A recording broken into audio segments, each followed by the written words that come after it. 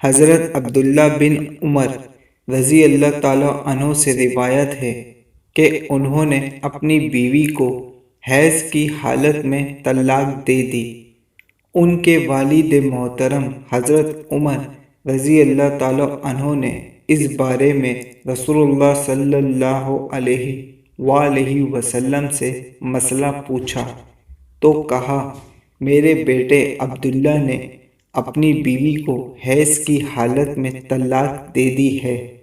آپ نے فرمایا، عبداللہ سے کہو کہ اس سے رجوع کرے، پھر اسے چھوڑے، اتنا کہ وہ اپنے حیض سے پاک ہو جائے۔ پھر جب اسے دوسرا حیض آئے، پھر جب وہ حیض سے پاک ہو تو اگر چاہے تو اس سے ہم بستری کرنے سے قبل طلاق دے دے، اور اگر چاہے تو اسے اپنے نکاح میں رکھ لے۔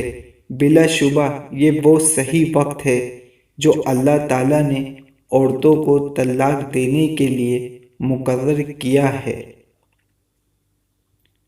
دوستو، یہ تو وہ طریقہ ہے جو اللہ تعالیٰ نے نبی پاک کے ذریعے ہم تمام امت مسلمان کو بتایا ہے، لیکن ہمیں پھر بھی اللہ تعالیٰ سے شیطان کے شر سے پناہ مانگنی چاہیے، کیونکہ میاں بیوی کا رشتہ بہت ہی پاک اور نازک رشتہ ہے۔